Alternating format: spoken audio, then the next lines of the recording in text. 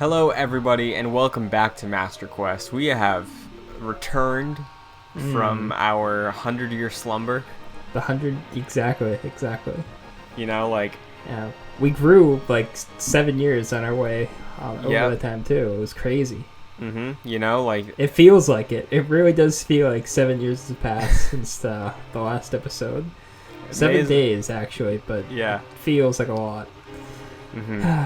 Honestly. I'm Christian Buckley. I'm playing through A Link to the Past for my first time. Joined by Link to the Past Fiend. DJ Killard. Fiend. Usually it's a compliment. I don't know if that's a compliment this week. Like, I mean, you got some opinions. You told me you have some opinions about this game. I do have some opinions with this game. I like this like my favorite game ever, but I don't know if I don't know if I agree with the fandom about it. You know what I mean? I think I like it for weird reasons, but as we've showcased. But, yeah. How you feeling? How you doing? I'm doing good. Doing good in these trying times. It's been rough for most people, but and we'll get through it. We're gonna be okay. I'm doing well. I'm staying in my quarantine. Haven't left this room in 2 weeks. Actually, it's been crazy. Yeah. But that's funny because that was even before any of this went down. Yeah, no, I just after the last recording, I was like, I think it's coming. I think today's the day. Yeah. Today we have a nice discussion ahead of us. Yeah. Which is good because we took our 100-year slumber after the difficult Skullwoods, but this week we had an episode in between though. We did, but that one still, there was something about it that bothered me. I forget what it was. Okay. But this week is good. This week's good vibes, and this week is a dungeon that you told me the community is pretty split on, and you fall in the minority. Yeah. I think I'm just one of those weird people where I like ice levels in all video games. I don't see the issue. Okay. Well, I do see the issue. They're usually bad, but I like them anyways. I can admit that. So yeah, this is probably... I think replaying it, I was like, yeah, this is still my favorite dungeon. The last one from the week beforehand was like had a really interesting twist, but I think as an overall dungeon, this is probably my favorite one in the game. Yeah, I definitely have good things to say about this one. Awesome. After a couple dips.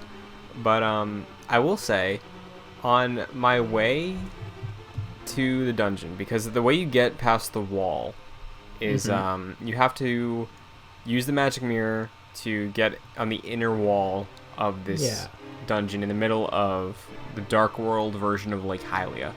Yep. Do we have a name for this lake? I don't think we have a name for it. I think it's just Dark Lake Hylia. All right. Yeah. So I went in there, and there's the clear dungeon entrance, but in the light world, there's a cave. So I entered the cave, and there's, I believe it's the dungeon music, but there's no dungeon floor marker. So I was like, oh, this is strange. And it's like a column of, or like it's a hallway of columns and torches. Yeah. And at the end of it, there's this pool. And I walked up to the pool thinking it might be a fairy or something. And it asks me something about giving tribute of rupees for something about luck. Huh. So you haven't found one of these yet? No. The only fairy fountain you found are like the ones that have healed you, and then the one that upgraded your shield then, right? Interesting. So what, hit me. What's your question? So I put in a 20 first. Okay. And it said you're going to have either a little luck or good luck. And then I was like, I'll throw in another 5. I'll see what happens. And then it says you'll have great luck. Ooh. And I'm like, oh, I don't know what this is about, but I feel like it might pay off. So I was like, let's see how much I can stack this thing. So I threw another 20 in. And then it says you're going to have big trouble. And I was like, oh no. So I basically, after I got big trouble, I just kept throwing in 5s until it got me back to great luck. Okay. Because I don't know what it's in reference to, but I wanted my luck to be great. Yeah, that makes sense. Is there anything I should know about this? Like, is it going to be paying off? You didn't, and nothing paid off for you, eh? I mean, maybe, and I just didn't notice, or like. No, you would have noticed. You would have noticed. Okay. Do you want? I think you want this spoiled, right? Just like what it's gonna be, what you got to do here, because there's a specific thing you have to do. So. Sure. Okay. So I'm surprised you never hit the number, but after you throw in a certain amount of rupees, the fairy would be like, "I like you. Like you're pretty chill. I'll upgrade your arrows or bomb capacity if you want me to," and you pick between the two, and then you can upgrade it by 5 each time if you throw in a certain amount. Interesting. Okay. Yeah. So the luck thing is totally just throwing you a bone. Like it does not mean a single thing. Okay. I think there's like a certain point where it hits where it tells you you have bad luck, and that's why they want you to get back to the good luck. But I guess you stopped as soon as it said good. You probably just throw in like another 20 and you'll get like the prompt. Gotcha. Okay. Yeah, because I'm surprised you never got it, because I don't think it's that high that you have to. I don't think you have to throw in that many rupees to get it. But yeah. You can upgrade those capacities if you really want to. I never find trouble with it. Like, bombs a little bit. Arrows, never. Arrows, I'm fine. So. Yeah, I feel like I'm barely using the bow lately. Yeah, because you get so many other things, like so many other dungeons where it's like, oh, I should really be using the fire rod in this one, right? Like, or I should be using the boomerang or the hook shot in this case. So you never like get that chance to like get committed to your bow as a ranged weapon. You're always mixing up, so. Yeah, and I think you're right with the bombs too, because bombs you like experiment with way more. It's like, hey, is this gonna work here? Is this crack in the wall actually a crack in the wall, or is it just a texture? Yeah, and if you had like 20 bombs, like you'd be more willing to experiment and just be like, hey, this wall doesn't have a crack in it, but it kind of looks weird. Yeah, I'm gonna give it a shot, and then sometimes it does work. Sometimes like there are walls in this game that are bombable that aren't just like the normal crack. Like that's not always the case. It mostly is, but it's not always the case. So yeah, so I finished up there after I got back to great luck, and then I entered the dungeon. By the way, before we go, I looked it up. This lake is called Ice Lake in the Dark World. So not that creative a name, but it is a different name. We'll give them that. Sure. So this is your favorite dungeon. You told me that last week, and I went in with an expectation of, let's see what this is about. Yeah. And I think you told me it was a nice dungeon, but in the gap, I forgot. Of course. And I walked into one of the rooms, and I saw blue reflective tiles. And I was like, oh no. And I immediately thought of the Pokemon Ice Cave puzzles. Ah, yes. And I was like, everyone's dear Lord. favorite. Yeah. I was like, dear God, if this puts me on like a grid and I just like hit walls to stop, I'm gonna have a bad time. Yeah. Thankfully, though, you're just slippery. You got slippery feet. Yeah. Thankfully, you just fall over the place while you're trying to beat up these penguin dudes, and it's like, this isn't ideal, but at least I'm not like moving around at like one space at a time, Pokemon style, you know? Yeah. So I appreciate that about it, and it calmed my worst fear very early on. Nice. Eventually, I found Big Stalfos. Right. I think this is the first time we see Stalfos in this one. Or no, the other ones are like a type of Stalfos, like the regular skull dudes. But I think, I'm not sure. I'm looking it up. And yeah, they're much cooler than the other ones. They're like, you kind of get to see, oh, this is where like the actual Stalfos came from, not like the regular guys. Like these guys are intimidating. Like, they're good. And what you were saying at the top of the show about bombs as well, like, I think the first time I fought some of them, I just, I don't remember if it was in a room where I had to kill them to progress or what, but I feel like the first time I saw one, I saw that it could come back to life, and I was like, oh, I'll just keep running. Yeah. But I think there was a point, it was a room where it's like kill them to move on, and I realized, again, experimenting with the tool set, the bombs I had left, I was like, I'll try a bomb, and that was the way to kill them. So yeah. So if you experimented and just did that, did you not find the panel that Sasha, that old dude from the beginning of the game, where he tells you that's how you do it? So it gives you a riddle? Listen to this. Okay. What if I told you every time I see one of those things, I never look at it? Really? Yeah. Oh man. What, you don't like Sasha? You don't want to hear what he's got to say? He's got some tips. I liked Sasha, but I like my pride more. Okay, so you just want to figure it out on yourself. Yeah, because there have been a couple times where I've like been a little lost or like just been curious to see what direction they'd give me, and it always seems pretty basic and like non-informative. Yeah. So they kind of conditioned me early on to ignore them, I think. Huh. Okay. Interesting. Yeah, there's one in this dungeon. I think it's like after the first room with them. Definitely not in the room where you have to defeat them.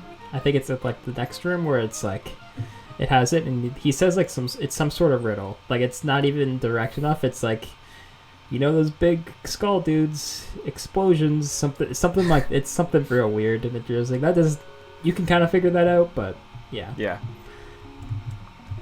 They do teach you sort of, but. There was a cool moment here.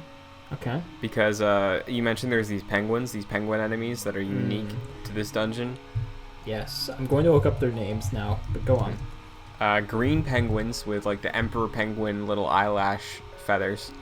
Okay. So there's a point probably about halfway through the dungeon where you come into a room, it's an ice floor, and then there's like a row of like 6 of them coming from the far side of the room towards where you just entered. Yep.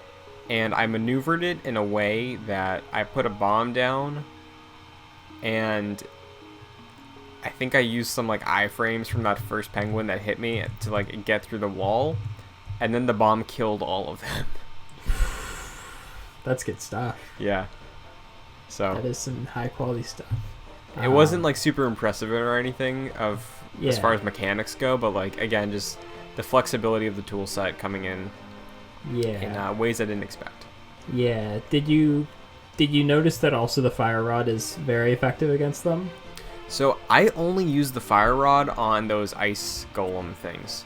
Okay. So yeah, those are terrifying too. I do not like those dudes.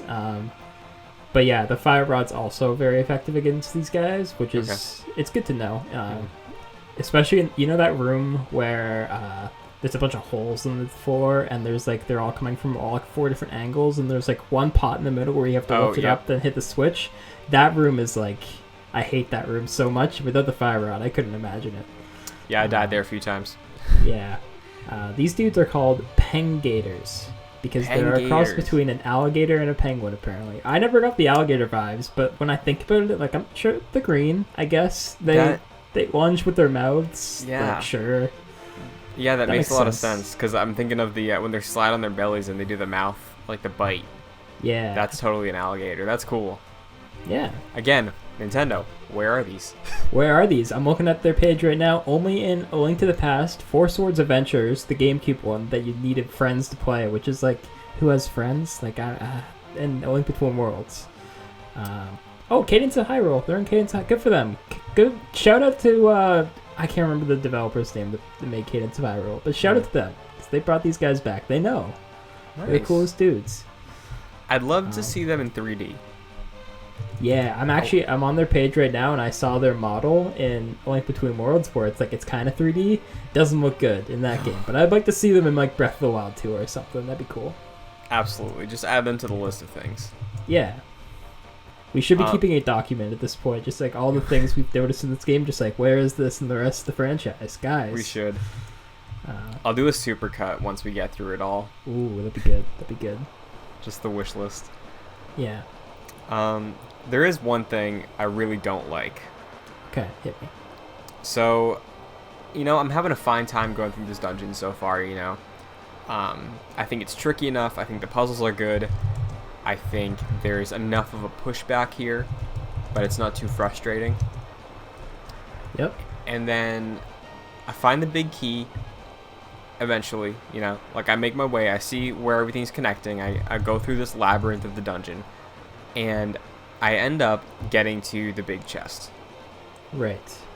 I believe you fall into that room, right? You bomb the floor and fall into that room. Yeah, because you have to bomb it in like the certain spot. Yeah. Or like one spot you bomb it and you fall into the wrong side. You're like, gotta go all the way back, and yeah. So, what is this disgusting blue mail armor I know. that gives me a yellow hat? I know. Oh, it's really bad. Why don't I had the exact same note. Why don't I even get the chance to put it on or take it off? Yeah. I know. It's a shame. It does give you, like, you know, it helps you out defensively. Like, we'll give them that, I guess. Yep. Please defend this. Please defend this choice. I'm not going to defend the rest of the choice. It's a bad look for Link. Link has never looked good in blue. Like, I've seen people, like, in, like, Twilight Princess and stuff, like, play the whole game in Zora armor. I'm like, what are you guys doing? Keep the green. I'll push back on he's never looked good in blue because I love the champion tunic. Yeah, I just thought of that too. You're right. Yeah. None of the blue tunics, though. They don't look good. But, like, Link already looks ugly in this game. Yeah. Why'd they do this to him? Why'd they do it? Like, they just... He doesn't deserve it. No, because, like, it's like Destiny. It's like you get this stronger thing, but it looks like trash. Yeah. Why? The worst game for that ever was Witcher 3. Where the first armor set, and I was like, this is dope. And then everyone after that, I was like, I hate this. What am I doing? Yeah. But you need them. Yeah, there's a this lot one of you don't actually need, though. This is a completely optional item in this dungeon. Not like the Moon Pearl, where the Moon Pearl was essential. No, this one's actually optional. So that's kind of neat that they, like, give you the choice. I don't know why you wouldn't do it. I guess if you want to look cool and like you're good at the game and you think you can beat it without it, more power to you. You know what? I don't know why I didn't just not get the blue armor. Like I could beat this game at this point in my life in green armor. I could do that. I should have just not got it. I don't know if I've noticed much of a difference. Like, does it change like a full heart to a half heart or what? I think it's supposed to cut it in half, but I don't know what the exact calculation is. If it is like only minor, I think it says it's half, so I don't know. All right. I think you'll notice it when we get to the later dungeons when they get rough. The last two, I think. I'm expecting that. Yeah. So I think you'll notice it more than just like, I would just be destroyed if not for this thing. But again, a lot of those enemies are going to be new, so you probably won't notice that much. Yeah. So yeah, not a very exciting item in this dungeon. So that was a little disappointing, but it's fine. It's a good dungeon still. Satisfying. Yeah. Like we talked about the other water dungeon, we're just like, this dungeon's just kind of satisfying. I agree. So, and interesting note, because the first room of the dungeon, right, before we even know it's ice themed really, there's the ice golem that you need to kill with fire rod. Yep. And because of that, he is called, I had it up there, a Freezor. A Freezor, that's a cool name. That is a cool name. His model in A Link Between Worlds is terrifying. Oh, really?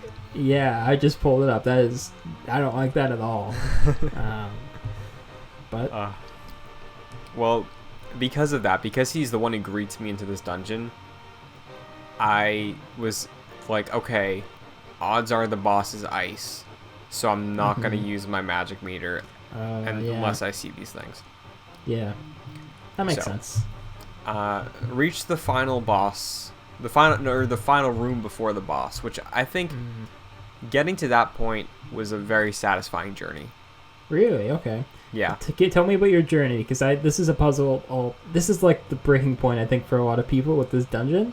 This one puzzle at the end. So tell me how you did it. Are you talking about the switch with the block? Yeah, where you have to push the block down and cover up the switch. So, because in the rightward room in the room with the switch button, there was the orb. I was like, okay, I should probably just go down there the first time, get my fairies in those pots, go through. I like push one of the blocks on the right down first. That's how I began to understand that what I had to do here. Yeah. And the orb switched to the right. I switched it to get the blue pillar down, and I was like, okay, I'm pretty sure I can loop around. I ended up looping around like up 2 floors, dropping down the way I had to get on the other side. And it just worked out for you. Yeah. It took a little bit. I was like, okay, I can't get to that side after returning upward to that first initial room where I did drop that right block. Uh-huh. Once I got there, I was like, okay, so I can't get over there. Where's a switch I could flick to be able to? And the first one that came to mind was the one in the adjacent room below me. Yeah. Huh. That's interesting. Yeah. 'Cause this is definitely one that I think a lot of people struggle with. Like, if you just look up Ice Dungeon, like walkthrough, this will be everyone in the comments is just gonna be like, how do you get the block down there? Like, what do you do? And it's like you just loop around, man. Like, it is hard to like maneuver and be like, remember, okay, how do I get between this 4 and that 4? Because there's like so many spots where it's like use the stairs there or have to drop down with a bomb, and it's like how do you get exactly across? And even when you get down there, like it's not that specific on what you have to do. It's like, I guess I have to push it over, but I can't push for when you push from the left, you can't get there. Like, how am I supposed to do this? So I get why people don't love this little puzzle at the end here. I like it. I think it's interesting how they make you like do a full loop. Like, it's a little annoying doing the loop, but it's like interesting, just like spatially. So yeah. I kind of like it, but yeah, it's a good way to utilize the map, I think. Yeah. Because I don't feel like many dungeons incentivize you to check out the map a lot or like study the layout. Yeah. There were a few instances where you said like look at the map if you don't know what room to go in next because there might be a secret entrance. Yeah. But I think this more so. Yeah. And it's using the scale of the dungeon to its advantage. Like when I was telling you about this dungeon the last 2 weeks ago, I was telling you how it's one of the 8 floor dungeons, but it's like got complete floors, which wasn't like some of the floors are not complete at all. Like that wasn't in my memory, but some of the floors are, and like making you actually like figure out this entire tower, like actually like conceptualizing it as a tower, or not even a tower because it's all underground. So conceptualizing as like this labyrinth. I think is cool. Yeah, for sure. And I definitely get the frustration there that you were mentioning because I get past that room, I get to the boss. Yeah. I realize it's encased in ice. I take out my fire rod, which I've only used at this point to take out 2 of the freezors. Yeah. And I drain the rest of my magic meter, but the ice is still there. Really? Yes. I'm surprised. I don't have the upgraded magic meter at this point. Oh, that's right. I don't have my blue potions anymore. I used one earlier. And I texted you. I was like, I think I just have to wipe and go get potions, right? And you're like, yeah. There's so how did that work out? Like, did you, because the boss isn't like attacking you at that point, or no, he is. He's attacking you a little bit. Yeah. But like, did you just have to kill yourself basically? And yeah. Wow, that sucks. The worst part is I had 2 fairies with me. Oh, so I had to die like 3 times. But you went and got blue potions, right? And just that do health and magic when you got out of there? Okay. So that's not as bad. Yeah, that does kind of suck. Yes, it was tedious. I wiped. I went back to the witch, got some potions, came back, and then making my way back, I kind of forgot, and it took me a very long time to get back to that boss. Yeah. That's the thing, but from there you can kind of see why people get frustrated, because imagine you got like you forgot and got lost, but like trying to solve that puzzle. And that's when it gets like frustrating, when you probably know how to solve the puzzle, but like you can't get around there. It was incredibly frustrating because Yeah. going back, I had to solve it again because I left the dungeon. Oh, and the blocks reset. Yeah, Right? and I was like, I did this. I know that this is possible. I know. I just felt like a fool. I know. I got stuck on it too. Like, this has happened multiple times over my replays of the year. It's just like, how do I get over there? And it's like, I've done this so many times. Yeah. How do you do it? I can't. Like, it's definitely a little bit too complicated. And in most weeks when we do the show, when I play for the episode, it takes me like, my recording of the gameplay capture usually ends up being an hour to like an hour 15. Yeah. This week it was like an hour 50 because I think it took me like 45 minutes to redo that puzzle. Yeah. That's a shame. So, did not impact me too negatively on how I felt about the dungeon, because I was like, I completed this, so it's a me problem. It's not a dungeon problem. I'm just stupid. You know, like, Yeah. I can't put that in the game. Yeah. So, when I did get to the second phase of the boss, though, I liked it. Yeah. It's a fine boss. It's definitely one of the simpler ones, especially like when you get this late in the game. You're just like, I hit him with the fire rod, then with my sword. Like, okay, I guess that's how I do it. But it was a little underwhelming. But it's not frustrating. It's not like it's not like the helmet, or not the helmet sword. Definitely not the helmet. He's great. Definitely not like Troll Door, where it's like this is like not very good and also annoying. Right. Like, this one's just not very good. And that's fine.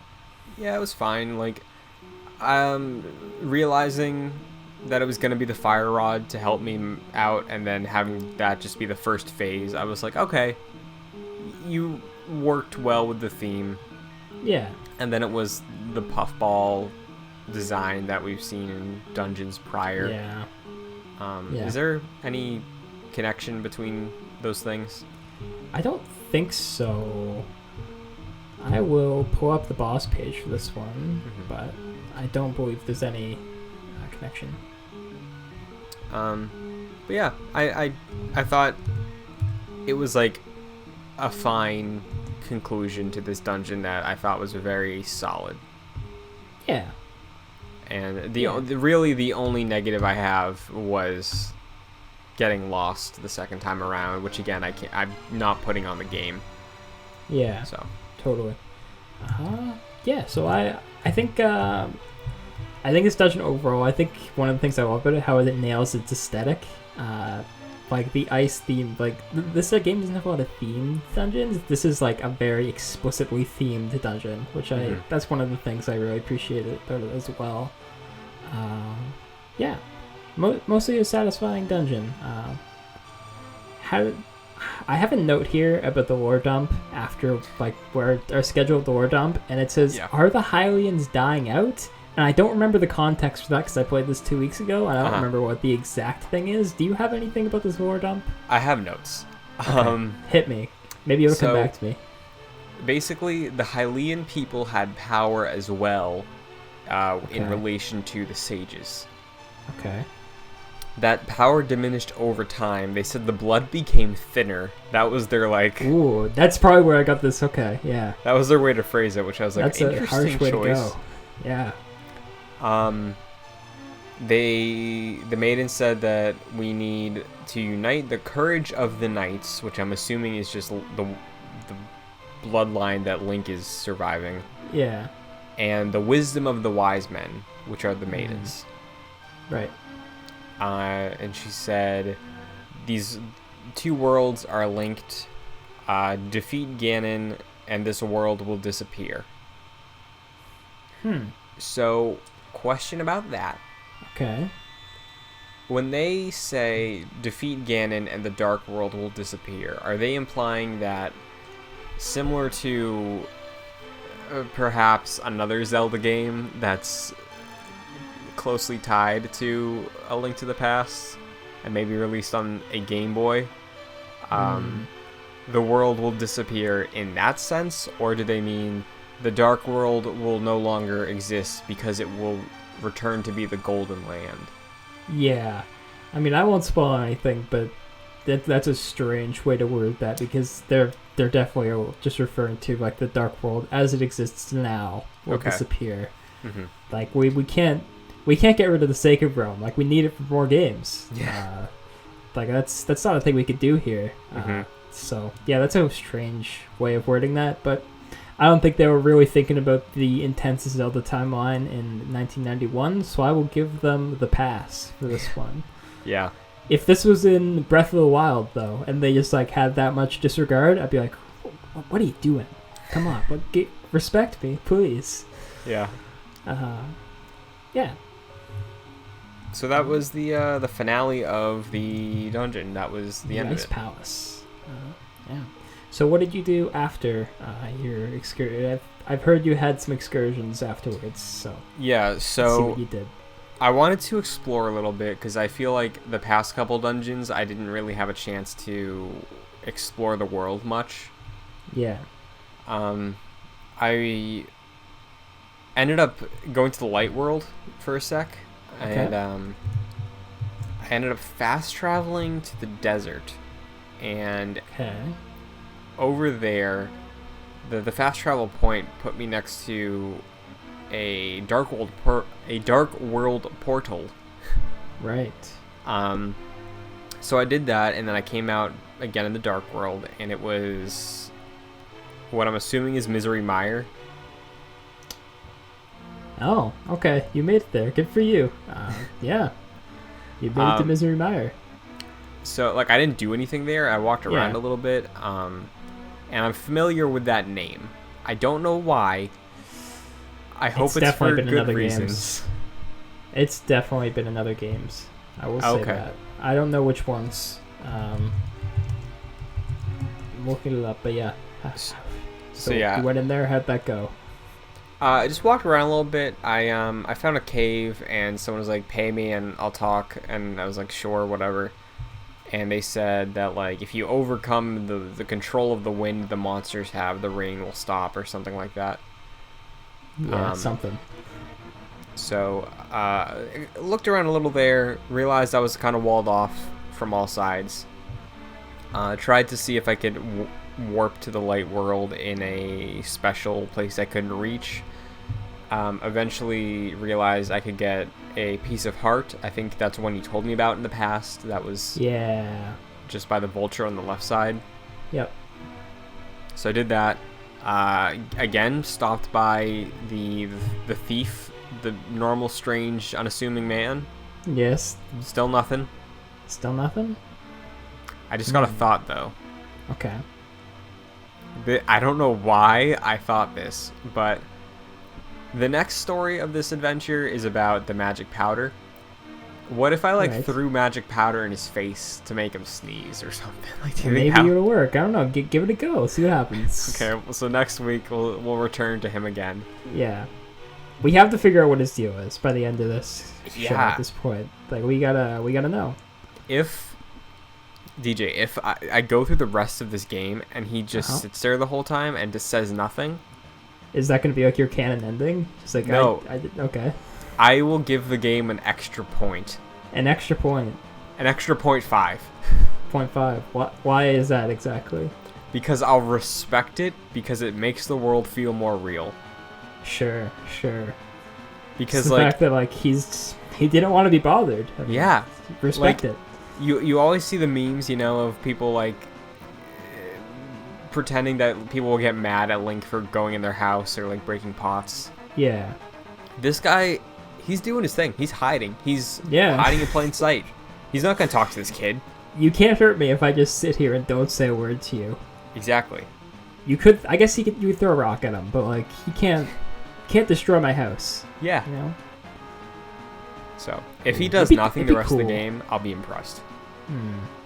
That'd be good. It'd be cool if he had like a house somewhere in the land, and like if you go there, like it's just an empty house. Like it doesn't say it's his house, but in your head, that's his house. There's definitely an empty house in Kakariko that I'm just gonna say canon. It's his house, and he's like, I'm not going there. Like I'm hanging out here today. Sure. Yeah, that's another thing too. Like, I feel like other Zelda games have been usually good at this, even the more simplistic ones, of like making the world feel like there's a world outside of Link. Yeah.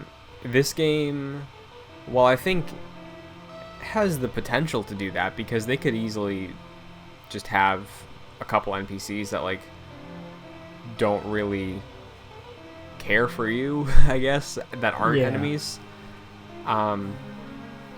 But yeah, it's just something that I feel like Zelda can do well, and this one I've yet to see that. So like if that was a later franchise edition, like an Ocarina maybe, or Majora, I get it, but it's something I wanted to bring up. Yeah, there's a few things like that I can think of. Like I remember, I think wasn't there a point on the first episodes of the show where there's like the two brothers where like you bomb their walls, and then like they have different text where it's like, hey, maybe I'll go hang out with my brother again, and like there's no, I guess there is, like you actually get to a mini game through that house, so like I guess there's like some sort of incentive, but they don't give you like a piece of heart or something. Like they are just characters, so they're playing around with it, but it's nothing like, you know, Ocarina Castletown is like where that happens, where it's like you walk around town and there's like someone getting married, there's all these like different characters that like they don't matter, like they're just there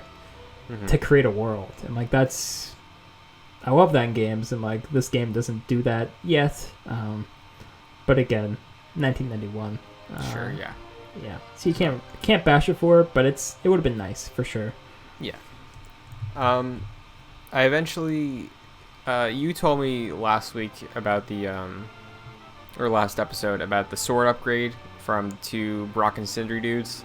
I forgot to save, so I had to redo that, and I realized after the dungeon that I lost my save. So I did their quest again. I brought him back, and in that time I remembered you told me that the green pot under their house is where I was supposed to be for something important. Right. So I went back there, and I remember you said something about using my inventory or trying everything, and I was down there, I was like smashing my hammer on stuff, and then while I was swapping one of the items, I was like, oh, mushroom, I need to bring that to the witch. So went to see the witch, gave her the mushroom, got the magic powder. Nice. I returned, picked up my sword, so we got the sword now, and while I went underground, we have met my favorite NPC in this game. Yeah, he's the man. It's a bat? It's like a bat monster? It's some sort of bat. I'm going to look up his whole deal now, because he is an interesting man. So tell me about your experience with him. So, you know what it reminds me of, design-wise? Hit me. It reminds me of the Drakis in Dragon Quest. They're just the bats. But like they're purple. I don't know them, but yeah, so they're like purple bats that are like very animated and look like a cartoony monster. That's what this thing looks like. He doesn't look like any of the other monsters we've seen so far. I think he has a unique style. Yeah, totally. And he's like, you woke me up from my slumber. I'm gonna curse you if that's cool with you. Like, as long as you're good with this. Like, right, is this okay? Like, can I do this? Yeah. He doesn't let you respond, but he does ask. So. Yeah, and he does that like 3 times, I think. Like, he stops, he interrupts his like monologue of like being this ancient evil monster, and he's like, as long as you're cool with this dude, like. Yeah. Just checking. Yeah. So that was great. That was a great experience, and I upgraded my magic meter. Very nice. So, but it's a weird way to convey I upgraded it. Yeah, it's very strange because like it doesn't actually tell you afterwards. He's straight up like, "Haha, got you," and then you realize that your magic meter's up, and you're like, "Oh, okay, thank you." So, because he says he's going to cut it in half. Yeah. And then above it, it says 1/2. And so in your head, you're like, oh, I can only use half of it now. But it's the opposite way. Yeah. So, I guess he... As long as my math is correct here, I guess he meant to divide by 2, but instead he divided by 1/2. Because that would double that it. makes sense. That makes sense. I guess. So do you think he's making a mistake? Do you think like he's not just like goofing around? Like he straight up meant to screw you. Like it wasn't like he was joking about it. That was my impression. Bad at okay. My impression is always he was just a fun guy, but I don't. Your impression is much darker. That he was trying to mess with you and he's just dumb. No, I love that though. He's this ancient I love it evil. Too. That's like maybe socially awkward or like isn't confident in his like intimidation level, and he tries to curse you and he completely messes it up. That guy has more character than anyone else we've seen in this game. He does. He's quite the man. Yeah. His name, you're gonna love this. His name is apparently the Mad Batter. So right. that's high quality. I'm gonna send you a picture of this artwork that is really good of him from, like it's from the game instruction manual. It's a very good artwork of him. So he's quite the character. I gotta say, I love him as well. That's going on the thumbnail. Yeah, he looks really good. His model in A Link Between Worlds is just Golbat. That's all it is. Like, it's not good. That's so disappointing. I know. Looking back at all these Link Between Worlds models, I'm just like, you guys, the 3DS was not very good graphically, I gotta say. He's also in Link's Awakening. I don't remember him. I think it's optional. I love that game, and I don't remember him. Yeah. Like, I'm looking at the thing right now, and I don't even remember this spot on the map. So... Do you think he's in the remake, maybe? No, it's like, it's a part of the screenshot I'm looking at is from the first game, so... Interesting. Yeah, I'm definitely gonna look up what is he doing in that game. He's definitely not cutting your magic meter in half. There's no magic meter in that game, right? Maybe there is. I can't remember. I don't think... No, there's not. Yeah. So yeah, good character. I like this guy a lot. Me too. I like this is why I wanted you to get this little moment, because I was like, you're gonna like this very, very dumb moment that they have in here. So good. Yeah. So is that all you did for this week? That's my adventure log for the week. So, we're nearing the end, maybe? We are. What is the plan for next week? The plan for next week is to do the 6th dungeon. You were able to make it in there, so that confuses me. Because I thought there was a thing we had to do before we got in there. Maybe there still is. Maybe you can't progress until you do a certain thing. I can't remember. Okay. There was one more. There's definitely like 3 items we need to get before the end of the game that are not in dungeons. Like straight up. Okay. And like I don't know how it's gonna pace those out because there's only 3 dungeons left. So I don't know how that's gonna work by the end of this. I think one item might be optional. Okay. But I think we'll try to get everything for sure. But for next week, 100%, we'll do the next dungeon and see where we are from there. Okay, sounds like a plan. But yeah, any closing thoughts on this week from you? Because I know any closing thoughts. I know you love this dungeon and yeah. No, we covered the dungeon. I'm good to go. Yeah. All right. Stay safe, everyone. Please. Stay indoors. Play some Zelda games. You know? Yeah, now is the perfect time. Now is the perfect time. If, like me, you have some Zelda gaps, maybe you've never played Ocarina of Time. Failure. Yeah. What are you doing? Check it out. DJ, thank you as always for joining me on this adventure. Thank you. Happy to be back. Yes. Where can the people find you online? They can find me at DJ_Gillard on Twitter. Yeah, that's right. Yeah, okay. I'm a little confused, I gotta say. It's been a whirlwind. It has forgetting been. Who I am, so. Yeah. If you want to follow me on Twitter or Instagram, it's at Chris N. Buckley. If you're watching us, you're on youtube.com/joyclicks, where there is tons of other stuff coming out at a weekly pace. There's going to be more in the future because we all have a lot more free time now. Funny how that works out. Yeah, isn't it? If you're listening to us, though, on podcast services, and you can rate us on those podcast services like Apple Podcasts, and you enjoyed the show, why not do it? Leave a little review, leave a little couple words, talk about your favorite dungeon, talk about the experience so far, give us a star rating. Tell us we're wrong, please. Yeah, and if you'd love to do that, you can tell us we're wrong on the JoyClicks Discord or the comments in the video, and if you make a good case, if there's something we missed, and if there's something that is like very, very, very wrong, we will shout you out in the next episode. Yeah. So, the offer's there. But, DJ, thank you once again. Thank you. And until next week. All hail the Helmosaur King. See ya.